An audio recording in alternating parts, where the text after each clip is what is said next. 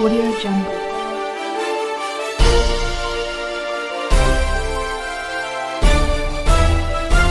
Audio Jungle.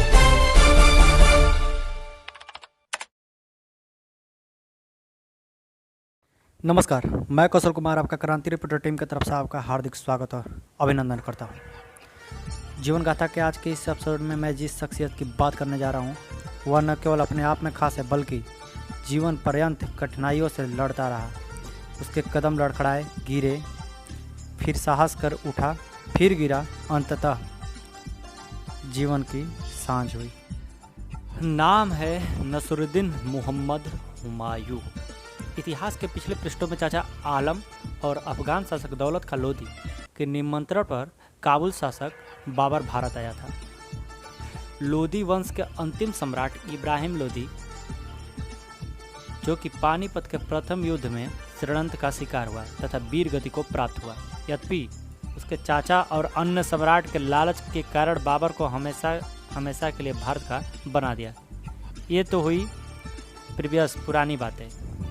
अब हम अपने मुख्य पात्र की ओर चलते हैं। बाबर पत्नी महान बेगम के गर्भ से 6 मार्च 1508 ईस्वी को हुमायूं का जन्म हुआ।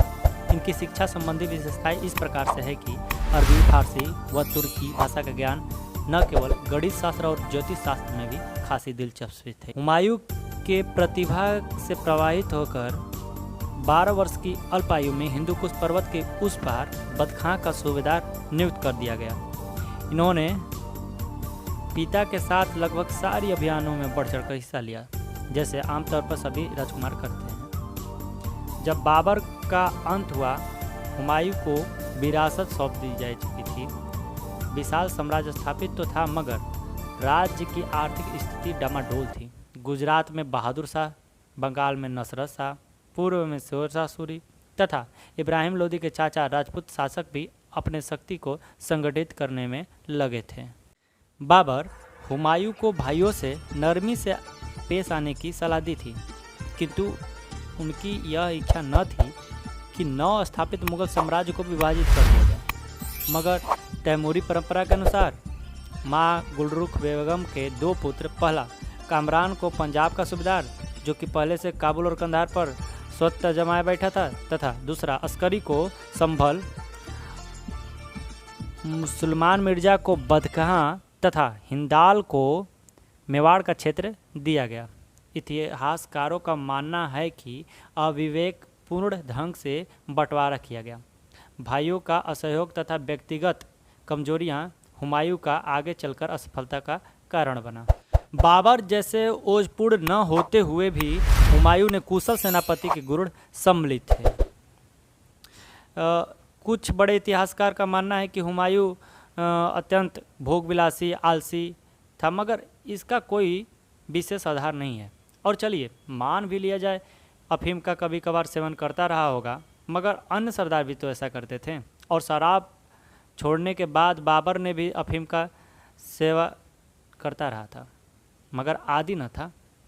मुगल के सबसे बड़े शत्रु अफगान थे और बाबर ने सूरवंश के सूबेदार शेर खां के उपलब्धियों को देख संशंकित होकर हुमायूं को सतर्क रहने की सलाह भी दी थी। कालिंजर के राजा प्रताप रुद्र अफगानों के साथ गठजोड़ करने की बात सुनते ही सन 1531 ईस्वी में कालिंजर के किले पर चारों ओर से घेरा डालना चाहा। तभी जौनपुर के अफगान सरदार मोहम्मद लोदी बिहार से जौनपुर की ओर बढ़ा। शेर खां भी अफगान सेना में ही था, किंतु आगे युद्ध में भाग नहीं लिया। इस युद्ध में अफगान वीर मृत्यु हुई, असफलता हाथ आई। पूर्वी भारत का द्वार चुनार किले पर अफगान के नेतृत्व करने वाले शासक शेर शाह का आधिपत्य था, इसलिए इनके विरुद्ध कार्रवाई करना अत्यंत आवश्यक था। समझौता में शेर शाह एक अफगान सैनिकों की टुकड़ी के साथ अपने पुत्र कुतुब खां को हुमायूं की सेवा में बंधक के रूप में समर्पण किया। यही हुमायूं की सबसे बड़ी भूल थी। अगले लगभग 1.5 वर्षों तक दीनपनाह नामक नया नगर बनाने में व्यस्त रहा। गुजरात के बहादुर शाह की बढ़ती शक्ति से निपटने के लिए आगरा के निकट यह नगर दूसरी राजधानी बनाने के उद्देश्य से स्थापित किया गया। बहादुर शाह ने तुर्की के कुशल तोपची रूमी खां की मदद से एक बेहतर तोपखाने का निर्माण करा रखा था। उसने अभी हाल में मालवा और रायसेन के किले पर अधिकार प्राप्त किया था। अब वह चित्तौड़ की ओर बढ़ रहा था। चित्तौड़ के शासक विक्रमाजित की मां कर्णावती ने इस अवसर पर हुमायूं को राखी बेचकर हुमायूं की से मदद करने की गुहार भी लगाई। ये बात सच है कि हुमायूं बहन की मदद के लिए कुछ दूर तक आया भी था, लेकिन न जाने क्यों उसके पांव ठिठक गए। हो सकता है कोई धार्मिक आधार हो। इधर मुगल सेना के हस्तक्षेप की डर से बहादुर शाह ने समझौता कर लिया। बहादुर शाह रणनीतिक योजना बना हुमायूं का ध्यान भटकाने की कोशिश लगातार करता रहा। उत्तर और पूर्व में ततार खान 40,000 सेना के साथ आगरा पर आक्रमण किया। दूसरी तरफ स्वयं चित्तौड़ पर घेरा डाल मगर असफल रहा। बहादुर शाह चंपानेर से अहमदाबाद और अंततः काठियावाड़ भाग गया। इस प्रकार मालवा और गुजरात के समृद्ध प्रदेश और मांडू तथा चंपानेर के किलों में एकत्र विशाल खजाने हुमायूं के हाथ लग गए। जीत के बाद हुमायूं ने इन राज्यों को अपने छोटे भाई अस्करी के सेनापतित्व में छोड़ दिया तथा स्वयं मांडू चला गया। गुजरात और मालवा में मुगल साम्राज्य के सामने सबसे बड़ी समस्या जनता के गुजराती शासन के प्रति लगाव था। अस्करी अनुभवहीन था और उसके मुगल सरदारों में परस्पर मतभेद था। जन विद्रोह, बहादुर शाही सरदारों की सैनिक कार्रवाई और बहादुर शाह द्वारा शीघ्रता से शक्ति के पुनर्गठन से अस्करी घबरा गया। वह चंपानेर की ओर लौटा, किंतु उसे किले में कोई सहायता नहीं मिली क्योंकि किले के सेनापति को इसके इरादे पर संदेह था। वह मांडू जाकर हुमायूं के सामने नहीं पड़ना चाहता था, अतः उसने आगरा लौटने का निर्णय किया। इससे यह संदेह पैदा हुआ कि वह आगरा पहुंचकर हुमायूं को अधपदस्थ करने का प्रयत्न कर रहा है। हुमायूं ऐसा कोई मौका नहीं देना चाहता था, इसलिए उसने मालवा छोड़कर और राजस्थान में जाकर अस्करी को पकड़ लिया। दोनों भाइयों में बातचीत हुई और वे आगरा लौट आए। बहादुर शाह ने पुर्तगालियों के सहयोग से 1536 ईस्वी में गुजरात और मालवा पर पुनः अधिकार कर लिया, किंतु पुर्तगाली जहाज पर एक झगड़े में 1537 ईस्वी में बहादुर शाह की मौत होगी, जिससे गुजरात की ओर से हुमायूं का कोई खतरा नहीं रह गया। लेकिन डर था तो केवल शेर शाह की बढ़ती उपलब्धियों से। लगभग 2 वर्षों के आगरा से अनुपस्थिति के दौरान बिहार का निर्विरोध स्वामी बन चुका था। उसका बहादुर शाह से घनिष्ठ मित्रता थी। एक और तो अनुभवशील प्राणी था।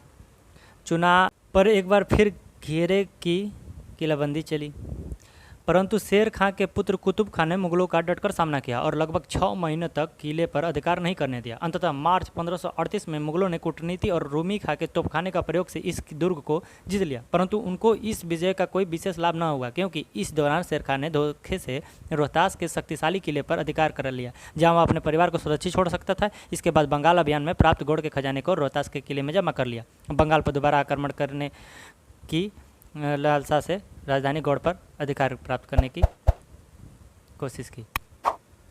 हार की सफलता से उत्साहित हुमायूं बंगाल की राजधानी गौड़ की ओर बढ़ा, परंतु वह अभी वाराणसी में ही था कि शेर खां ने हुमायूं के पास प्रस्ताव भेजा कि यदि उसके पास बंगाल रहने दिया जाए तो वह बिहार उसे दे देगा और 10 लाख सालाना कर देगा। यद्यपि यह स्पष्ट नहीं है कि इस प्रस्ताव में शेर खां कितना ईमानदार था, लेकिन हुमायूं बंगाल को शेर खां के पास रहने देने के लिए तैयार नहीं था।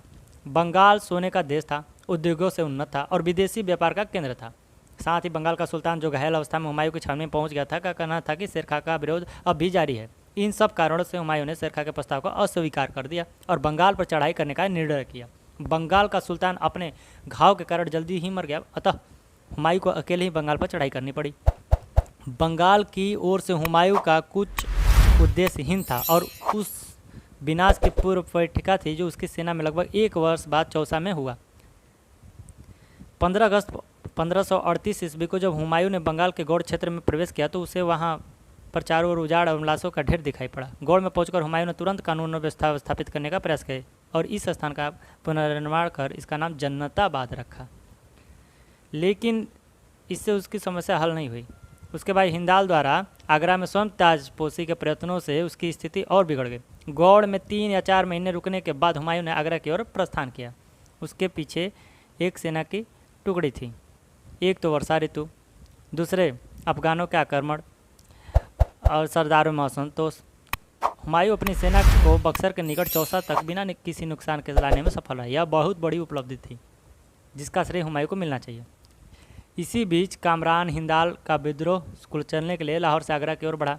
कामरान यद्यपि बागी नहीं हुआ था, लेकिन उसने हुमायूं की सहायता नहीं की। चौसे का युद्ध के बाद जब